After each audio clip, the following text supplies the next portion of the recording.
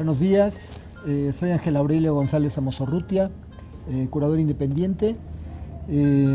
Estamos en la casa del maestro Roger von Gunthen, 10 de agosto del 2021. Maestro, en primer lugar queremos agradecerle su amabilidad en recibirnos en este espacio, en medio del bosque, para poder conversar. Al contrario, el gusto es mío y sobre todo poder hablar sobre un amigo muy querido que ya tanto tiempo ya no está.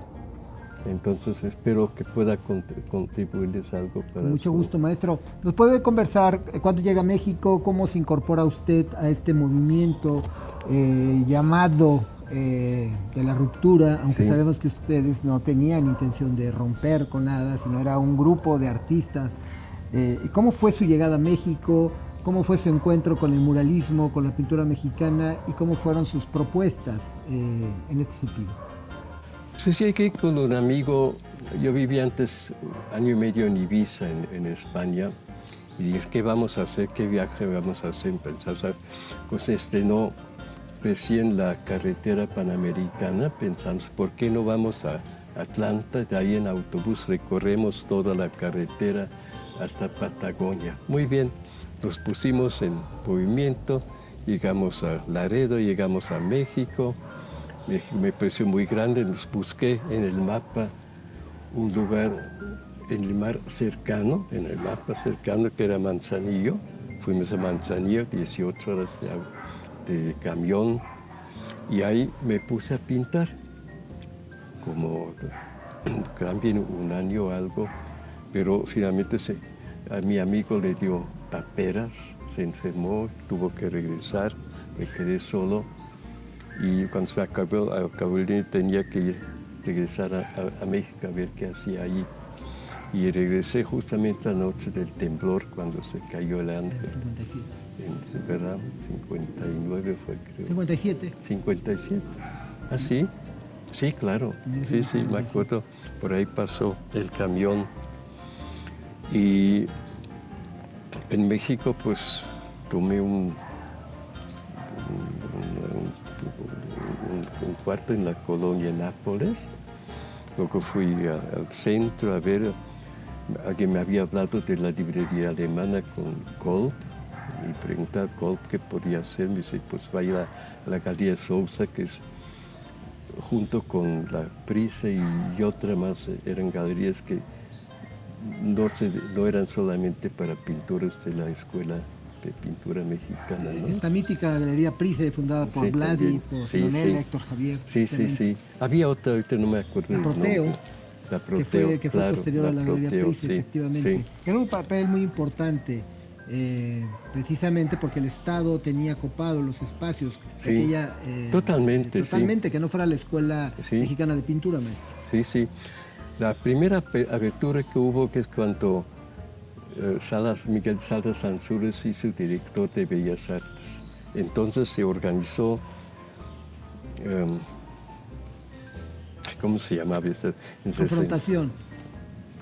Confrontación 66, sí. Donde se abrió todo Bellas Artes. Había una selección de pintores en el museo propiamente dicho, y en los pasillos, de todas partes había quien quería podía exponer allá.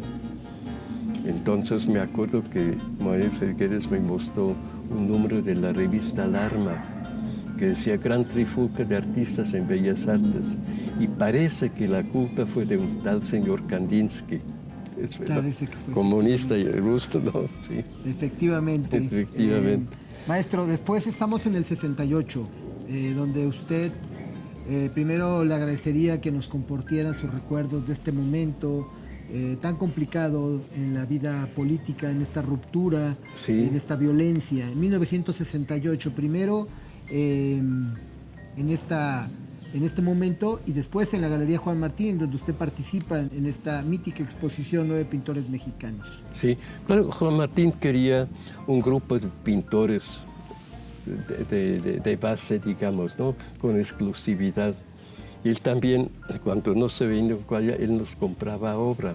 Es decir, estuvimos seguros de ciertos ingresos sí, estábamos siempre en la galería exponiendo ahí nada más.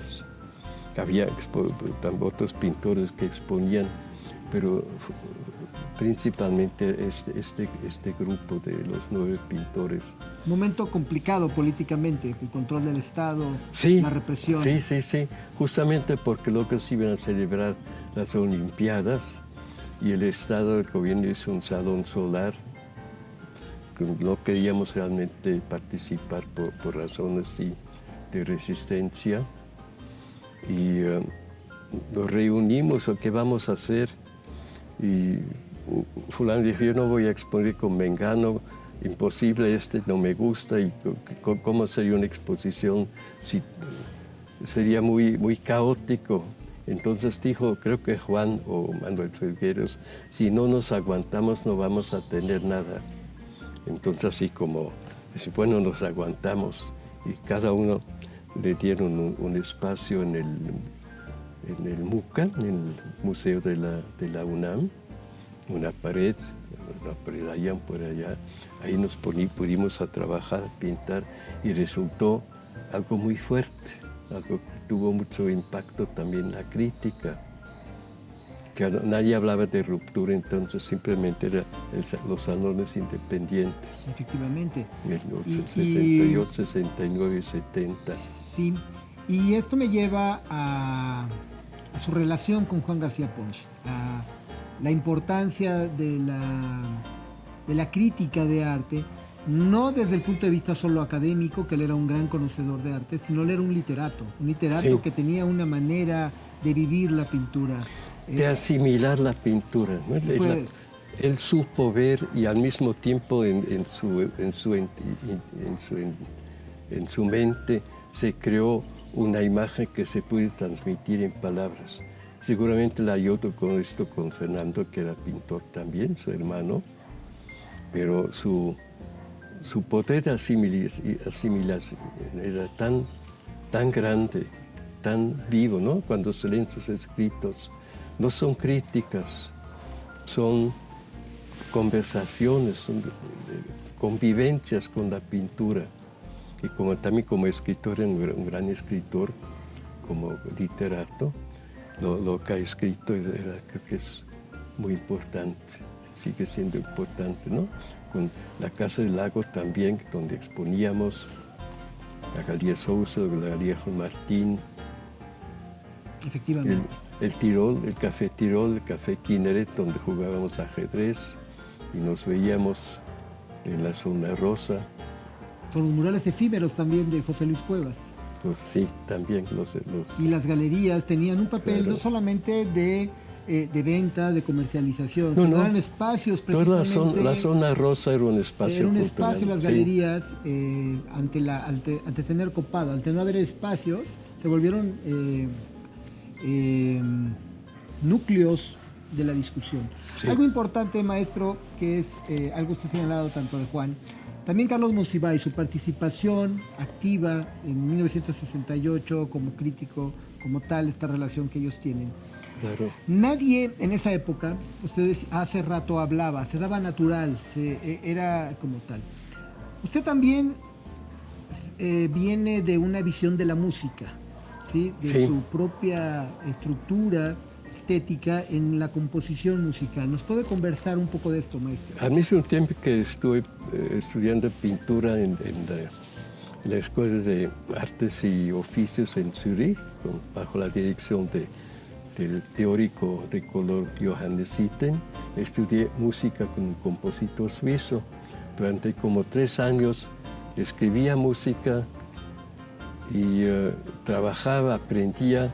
Y al final, una vez que me costó mucho terminar una pieza, pregunté a mí, ¿por qué me cuesta tanto? Me dijo, es que no tienes vocación. Y eso fue un golpe muy duro para mí, no tener vocación. Pensé, no importa, puedes ser melómano, puedes tener discos y hacer muchas cosas. Y así vino, se incorporó la música de una cierta forma en mi pintura, y siento sobre todo en mi pintura reciente son estructuras visuales sonoras. Sí. Esto es muy importante porque su obra, de suyo, por momentos se le ha determinado expresionista, pero siempre está la naturaleza y siempre está el mar, maestro. Sí. Siempre está este flujo en el color, sí. Y el mar. Sí, lo que no de repente, pero hace unos 10 años empezaba a molestarme era la idea del contorno, ¿no? Eso también venía de la enseñanza de Johannes Itten. El color tiene una fuerza expansiva, se expande hasta que llega un otro color que está hasta acá. No hay que hacer un contorno y rellenarlo con colores, esto no es pintura.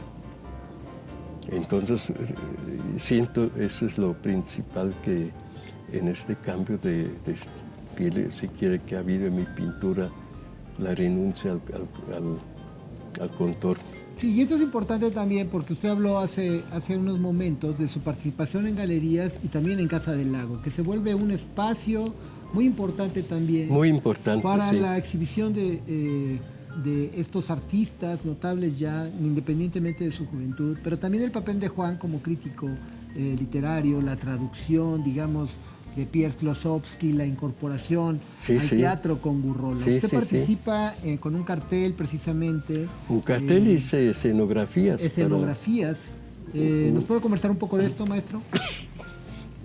Hice una pieza donde actuaba Rita Macedo, que se llamaba, ¿cómo se llamaba?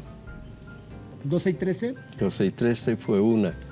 Y también una de, no me acuerdo, una pieza que era menos tradicional todavía. Roberta esta noche, de Pierre Klossowski. ¿No participó en esa? No. Franca, no me acuerdo del título. Sí.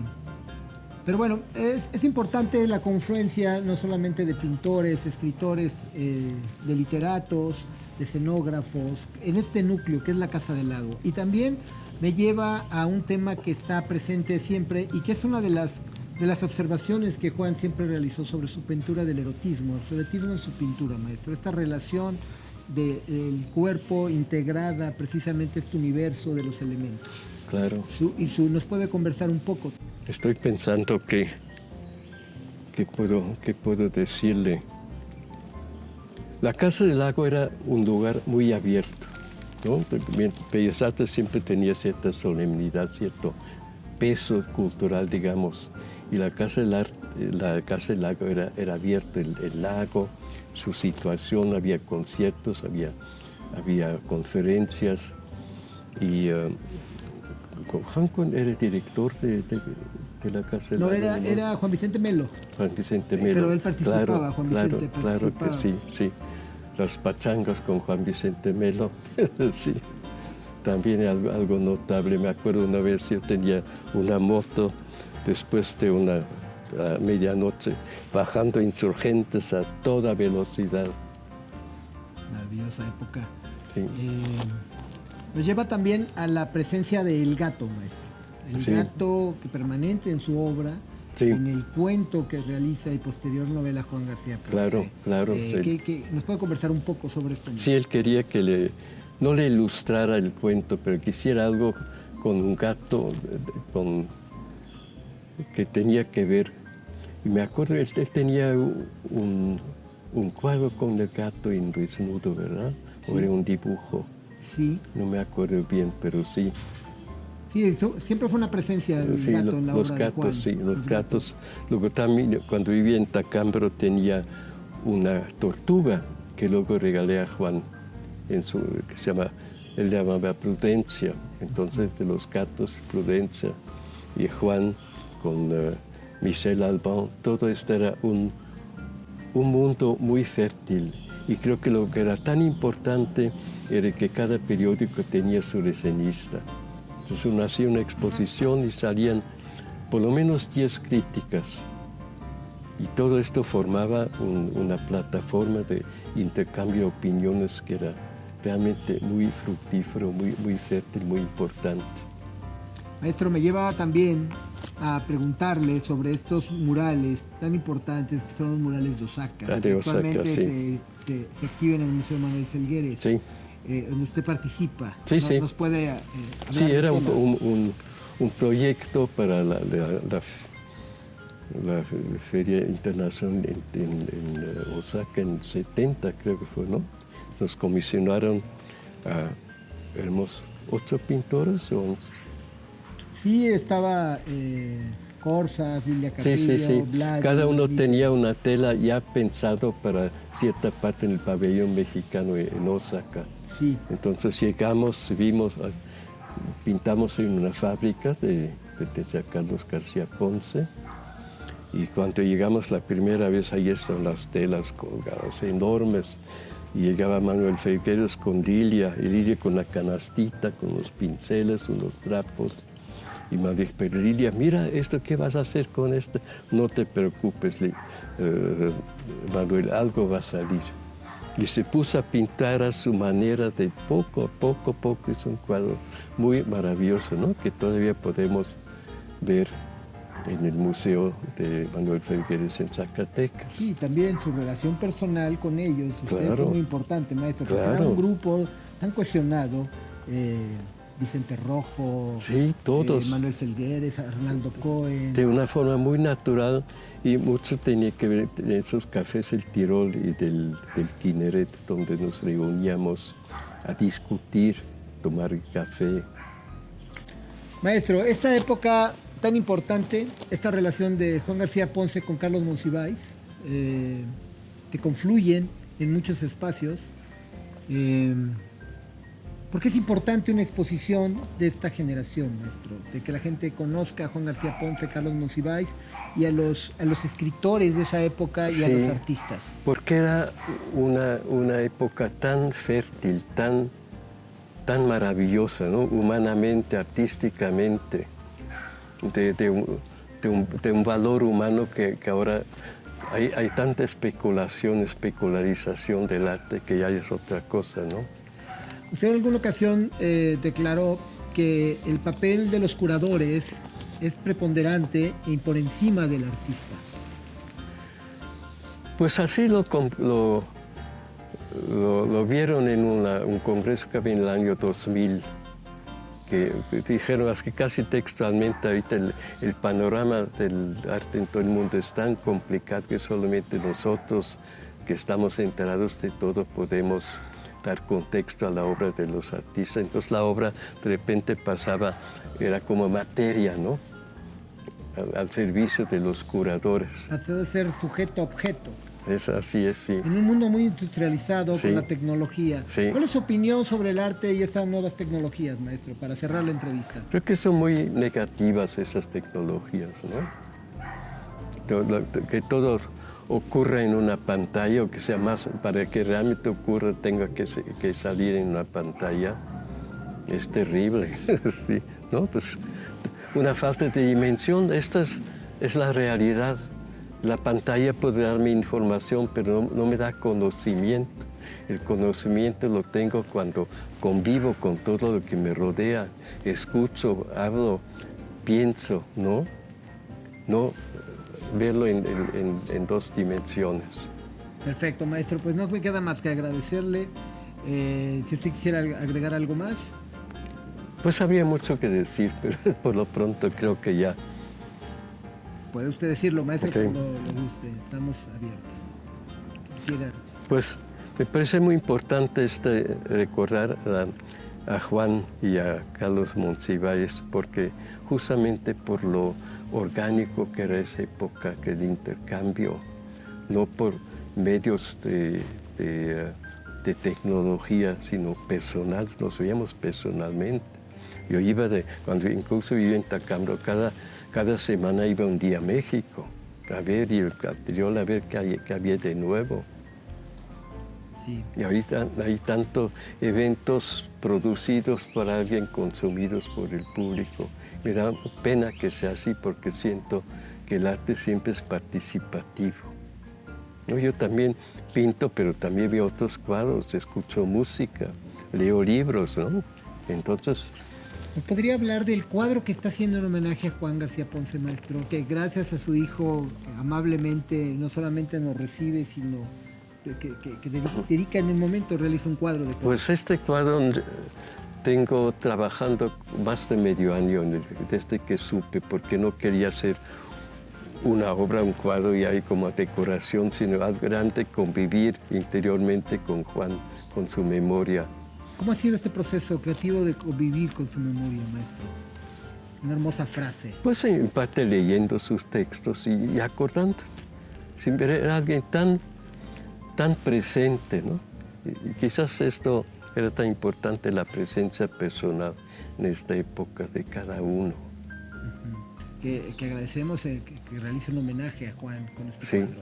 Sí, realmente un homenaje a Juan. Y sí. un homenaje de... Se llama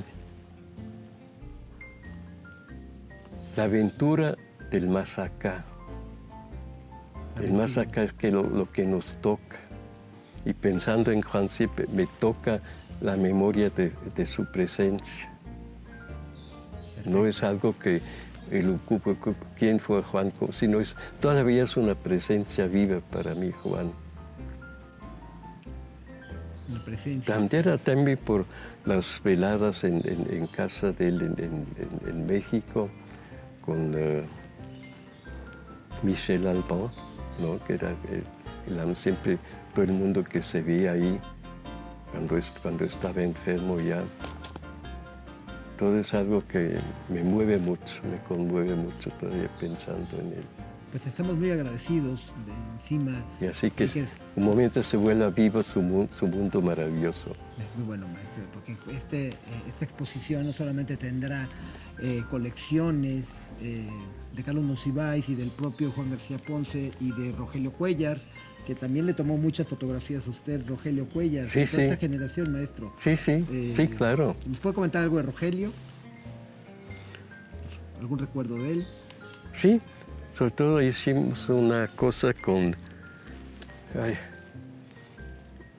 casi una instalación que se llama Nut y Heb, la cultura egipcia. La cultura es la única que concibe el cielo como femenino y la tierra como masculina. Quizás cuando ve que Nut se yergue sobre la tierra así, Heb, su hermano, la contempla y entonces ahí